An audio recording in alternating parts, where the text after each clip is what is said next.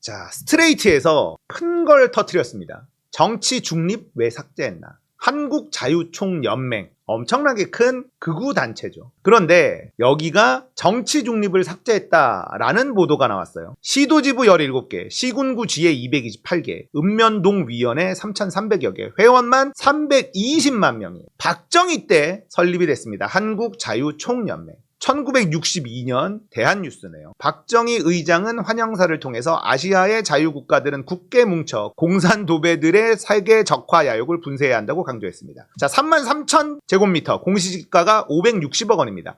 한국자유총연맹이 남산에 있어요. 남산에. 아시는 분들은 아실 겁니다. 남산에 있고 여기 뭐 웨딩홀 같은 것도 장사 잘 되고 그래요. 위치가 좋다 보니까 공시지가가 560억. 돈 많은 조직이죠. 여기가 한전산업개발, 여기를 인수를 했어요. 임대수익이 20억이고 배당금이 21억이고 보조금이 138억. 돈이 어마무시하게 많은 조직이 한자총입니다. 한전자회사였던 한전산업개발, 지금은 한자총에 매각되어 한국자유총연맹이 최대 주주가 된 상태예요.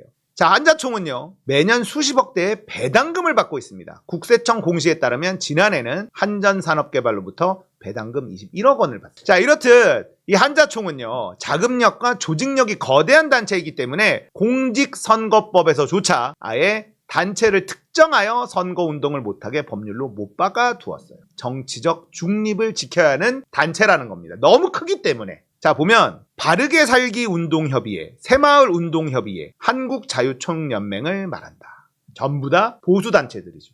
여기가 너무 커져서, 그리고 보조금도 너무 많이 들어가고 회원수도 너무 많고 조직이 너무 크기 때문에 선거운동을 할 수 없는 자, 이렇게 콕 집어서 못 박아 놓았다 이거예요. 자, 시민사회단체연대회의 공동운영위원장 이승훈 님입니다. 막대한 국가나 지자체의 예산이 들어가고 그런 단체들이기 때문에 사실 네트워크도 굉장히 촘촘합니다. 공무원은 아니지만 사실 기능적으로 공무원이 하는 어떤 행위들을 하고 유사한 성격을 갖고 있기 때문에 특별히 더 중립성이 요구된다고 생각합니다. 이런 인터뷰를 했고요. 자, 한국자유총연맹 정관에도요, 정치적 중립 의무가 기재되어 있습니다.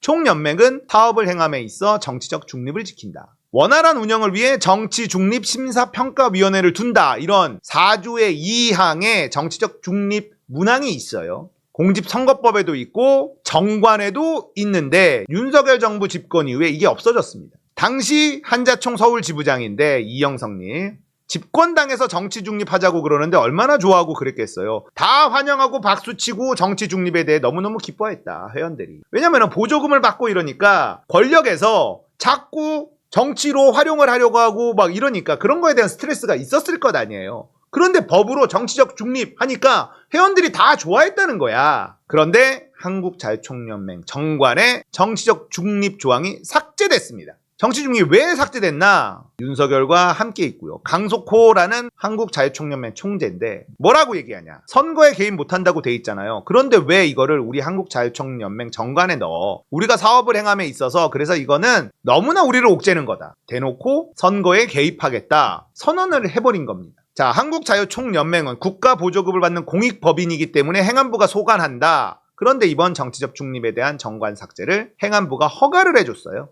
정관 변경 허가 행안부가 해준 겁니다. 대놓고 한자총을 선거 조직으로 쓰겠다라고 선언한 거죠. 행안부는 이 행위가 저촉되고 안 되고는 공직선거법상 기준으로 판단을 하는 거거든요. 법은 민주당 의석수가 너무 많기 때문에 못 건드려. 그러니까 할 수 있는 것들만 다 해놓습니다. 정관 바꾸는 거 이것도 행안부 소관이니까 바꿔. 법만 못 건드리는 거예요. 자, 이번 총선 지면 무슨 일이 벌어지겠습니까? 안 봐도 비디오 아닙니까? 이번 총선 지면 법을 다 고쳐서 자기들이 계속해서 집권할 수 있는 그런 대한민국을 만들기 위해서 모든 게 동원될 거다라는 거예요. 그러니까 이번 총선 지면 대한민국 진짜 작살 나는 겁니다. 민주당이 버티고 있으니까 법만 못 건드리고 나머지는 다 건드리는 거예요. 하지만 법이 살아있으면 언제든지 복구할 수도 있다. 그런데 법이 바뀌면 끝난다는 겁니다. 하승수 세금도둑 잡아라 대표 변호사죠. 반대로 해석하면 정치적 중립을 안 지켜도 된다고 용인해 준 거 아닌가, 주무관청에서 그렇게 볼 수도 있다. 자, 그리고 장철호라는 사람이 있습니다. 한자총 사무부총장인데 일개 극우 성향 유튜버였던 장철호. 어느 날 갑자기 자유총연맹 사무부총장 자리를 맡게 됩니다. 강석호 총장님께서 윤석열 대통령님의 뜻을 받들어서 오시자마자 3개월 만에 정치중립위원회라는 것을 정관을 변경해서 없애버리셨습니다. 자기 유튜브에서 얘기를 그냥 한 거예요. 고백을 한 겁니다. 그리고 총재는 윤석열 대통령 바로 옆자리에 앉을 정도. 이거는 아마 한자총 행사였던 것 같은데.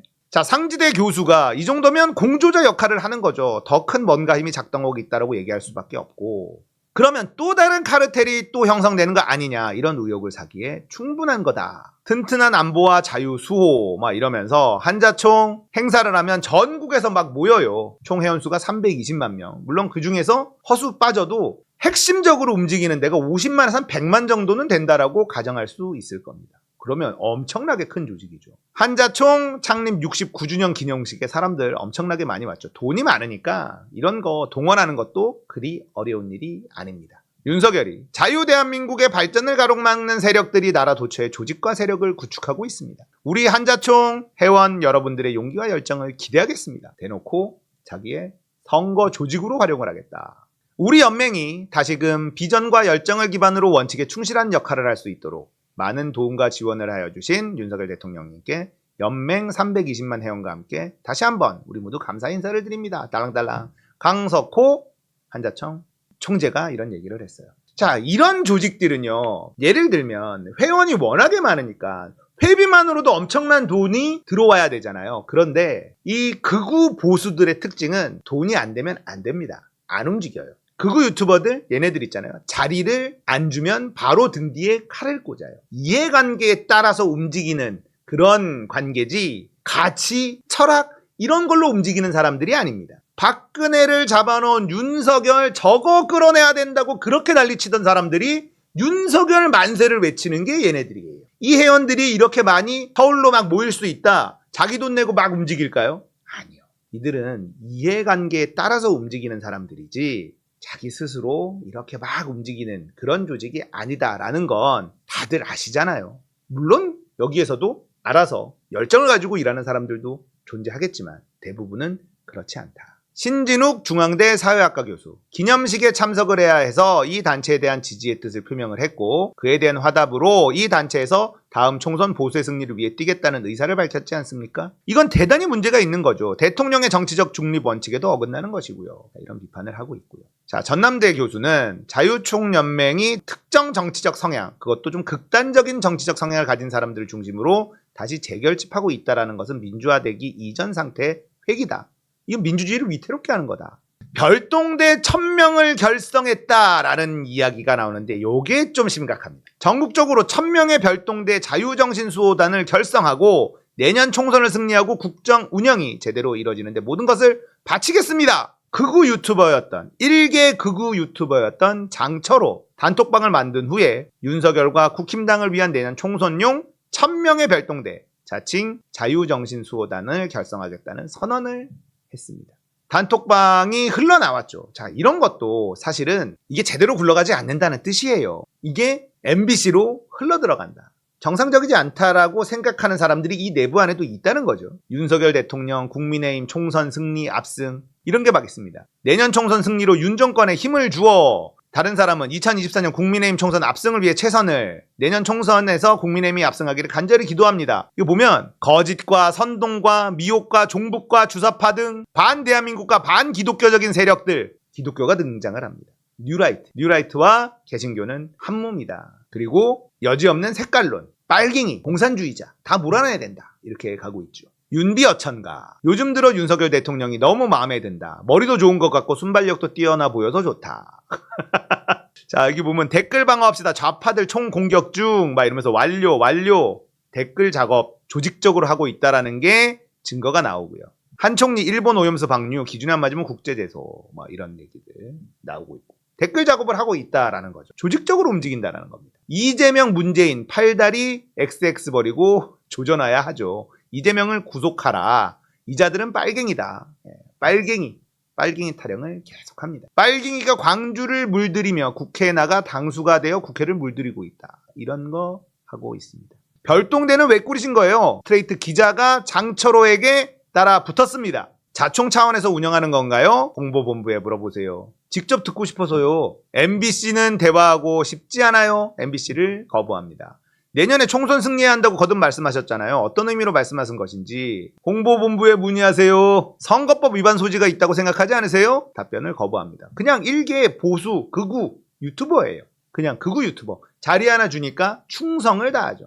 자, 이런 사례가 늘어나면 극우 유튜버들이 나도 충성을 다할 수 있습니다 라고 달라붙기 시작하는 거예요. 어떻게 이 사람들을 움직이는지 아시겠죠? 그냥 별게 없는 극우 유튜버 한 명한테 완장을 탁 세워준 거야. 그렇게 되면 어떻게 되냐? 다른 극우 유튜버들도 같이 아니 쟤도 완장 하나 찼는데 나도 하나 찰 수 있겠는데 충성 맹세하면서 난리치면서 내가 더 충성 맹세야 내가 더 충성할 거야 오히려 더 난리를 치는 겁니다. 이렇게 이들을 구워 삼고 있어요. 어떻게 이 조직들을 끌고 가는지 보이시죠? 자총 오게 된 것도 지시를 받았다고 했는데 누구 지시를 받은 거예요? 어떤 분의 지시를 받아서 자총이 오게 된 건지 본인의 유튜브 채널인지 잘 모르겠는데 집에 있는데 이제 지시가 오셨어요. 오셔서 한국자유총연맹으로 가서 전국 조직, 전국 관변단체를 이끌어서 대통령님께 뒷받침이 되도록 해보라는 뜻인 것으로 생각을 하고 유튜브 개인 방송을 스스로 자백을 하는 영상도 있습니다. 지시가 있었다라는 거죠. 윤석열이 공산 세력, 반국가 세력이 반일 감정 선동을 한다 이런 얘기가 괜히 나온 게 아니라 홍범도 장군 시비 거는 거 이것도 있죠.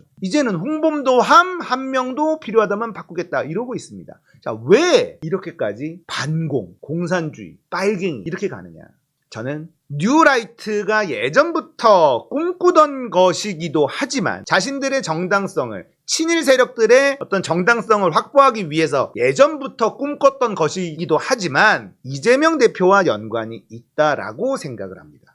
왜 그러냐면 자 대장동이니 백현동이니 전부 다 뇌물이 지금 안 나와요. 그 어떤 재판에서도 이재명의 유죄를 입증할 수 있는 돈의 흐름이 나오질 않았습니다. 이제 마지막 남은 딱 하나가 쌍방울 김성태 회장 대북 송금이에요. 이재명은 북한에게 나라를 팔아넘기려고 하는 빨갱이였다. 남아있는 딱 하나가 이겁니다. 나머지는 아무것도 나오질 않았어요. 몇 년째 하고 있지 않습니까? 윤석열 정부 들어와서 지금 1년 반 계속 조져대는데 아무것도 안 나왔잖아요. 이제 남은 건 대북 송금이에요. 쌍방울 김성태 회장 처음에는 변호사비 대납 사건이었습니다. 변호사비 대납은 어디 가고 갑자기 대북 송금이 됩니까?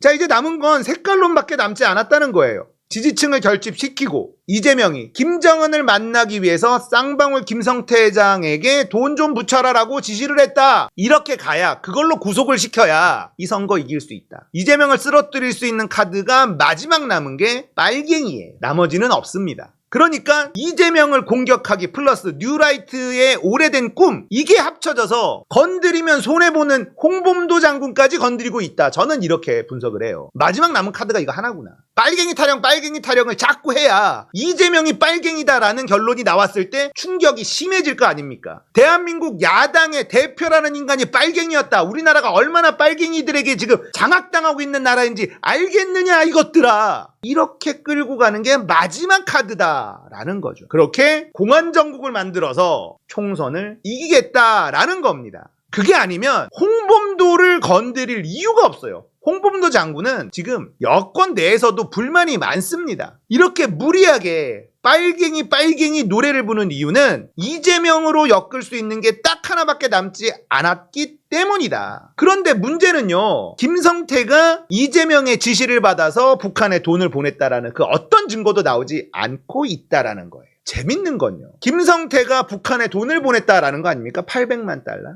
그러면 국보법으로 다스리면 되잖아요. 그런데 김성태의 죄명이 뭐냐? 외환거래법 위반이에요. 거기서부터 이상한 걸 눈치채야지 돼요. 안 그렇습니까? 김성태라는 작자가 북한에 돈을 줬어. 그러면 국보법 위반이잖아요. 이건 엄청난 사건인데 김성태의 죄명이요, 외환거래법 위반이에요. 이상하잖아요. 여기서부터 말이 안 되는 겁니다. 그래도 상관없다는 거예요. 그래도 그냥 이재명 어떻게든 빨갱이로 만들어라. 이제는 이재명을 뇌물의 파렴치범으로 만들려는 걸 실패해서 이제는 빨갱이 만들기에 올인하고 있다라고 보시면 됩니다. 이재명 빨갱이 만들기 이 마지막 카드예요. 그러면 이화영 전 평화부지사가 진술을 해줘야 돼. 거의 성공하는 듯 했으나 지금 다시 실패로 돌아가고 있죠. 그 진술 하나가 핵심인데 그 진술이 안 되고 있습니다. 지금 1년의 이 빨갱이 타령이 결국은 이재명을 잡기 위해서 이재명을 빨갱이로 만들어 놓으면 총선에서 승리할 가능성이 높다라고 판단됐기 때문에 총선에서 이기고 싶은 권력의 위기를 느끼고 있는 윤석열과 그 일당들의 어떤 이해관계와 뉴라이트가 예전부터 꿈꿔오던 그 이해관계가 딱 맞아 떨어지면서 홍범도 장군까지도 건드리는 짓을 하고 있다. 저는 이렇게 분석을 합니다. 이런 분석을 하는 데가 저밖에 없다. 맞는 말 같죠? 예리하다. 예리하다. 그죠? 예. 앞으로 이재명은 딱 남아있는 게 빨갱이밖에 없어요. 이화영 부지사가 그래서 엄청 중요합니다. 이화영 부지사가 흔들리고 무너지면 진짜 이들이 원하는 그림대로 갈 수밖에 없어요. 진짜 이화영 부지사 정의를 생각하고 나라를 생각하고 미래를 생각해야 돼요. 회유 여기에 넘어가면 안 됩니다. 아니 어떻게 이재명이 빨갱이가 됩니까? 이재명에 대해서 제가 간단하게 설명해 드리면요. 다들 이재명 대표를 좋아하시고 너무나 다들 잘 아시니까 이재명은 자본가들에게 굉장히 유리한 정책을 많이 냈어요. 그 어떤 진보에서 나왔던 지도자들보다 자본가들에게 후합니다. 재벌 시스템을 인정을 하고 그로 인한 경제 성장 구조도 인정을 해요. 단 재벌가를 인정하지 않는 것뿐이죠. 재벌가가 재벌을 병들게 한다라는 인식은 있어요. 하지만 재벌 자체를 해체해야 된다. 이런 주장을 아예 하지 않는 그런 사람이 이재명이에요. 급진적인 것 같죠? 전혀 급진적이지 않습니다. 기본 시리즈를 주장하는 것, 거기에는 부자도 똑같은 혜택을 받아야 한다. 이런 주장이 들어가 있는 겁니다. 부자라고 세금을 더 많이 내는 사람들한테 혜택을 주지 않는 건 불공평하다라고 주장하는 사람이에요. 그리고 세금을 많이 내는 사람이 대접받아야 된다라고 주장하는 사람입니다. 그래서 그 누구보다 기업과 자본을 인정해주는 정치인이 이재명이에요. 이재명이 대통령이 되잖아요. 소수 재벌가들은 싫겠죠. 극소수의 재벌가들은 싫을 겁니다. 온갖 변칙과 불법, 탈법, 탈세, 범죄를 저지르면서 자신의 기득권을 유지하고 있었던 소수의 몇몇 집안의 몇 명은 싫겠지만 아주 많은 다수의 사람들은 이익을 볼 겁니다. 거기에는 부자들도 이익을 볼 거예요. 그 꼭대기에 있는 불법을 일삼는 부자들은 손해를 볼 수 있으나 다수의 부자들은 이재명이 대통령이 되면 이익을 볼 겁니다. 이재명은 급진적인 개혁론자가 아닙니다. 이재명은 철저하게 현실을 바탕으로 둔 탁월한 행정가예요. 혁명가가 아닙니다. 이재명. 그런 사람이 공산주의자다. 있을 수가 없는 일이에요. 그런데 마지막 남은 카드가 그거 한 장밖에 안 남았어. 검찰에 모든 걸 동원했는데도 아무것도 안 나왔어. 검찰 놈들도 죽을 마실 겁니다. 죽을 마실 거예요. 이재명이 무죄라는 걸 가장 잘 알고 있는 조직이 어디냐? 검찰입니다. 이렇게까지 모든 에너지를 총동원해서 다 털었는데 나오는 게 뭐 있습니까? 근거도 없는 일제 샴푸! 김혜경 여사의 78,000원 한우! 다 털어서 나온 게 그거예요. 윤석열 자기는 특활비로 수백억, 100억 넘게 그냥 막 써도, 그리고 자기는 특활비에 손 댄 적도 없다라고 거짓말을 아무렇지도 않게 해도 그냥 넘어가는 사람들이 일제 샴푸 청담동에서 샀다 그러니까 저 이재명 저거 세금 가지고 그냥 아이고야, 할 게 없는 거예요. 윤석열이 정치를 잘하고 있었다라면 그런 프레임도 먹히겠지만 더럽게 못하잖아. 경제가 박살나고 있잖아. 이런 상황에서 그딴 소리를 하니까 야 너나 잘해, 이런 여론이 점점 커지고 있는 겁니다. 윤석열 정권이 빨갱이 타령에 몰두하는 이유는 딱 하나입니다. 이재명을 빨갱이를 만들어야 돼. 그 작업을 열심히 하고 있는 중이다. 이렇게 이해하시면 되고, 우리가 할 일은 뭐다? 이재명 지키면 되죠. 이재명 지키면 이재명이 알아서 다 작살내 줄 거다.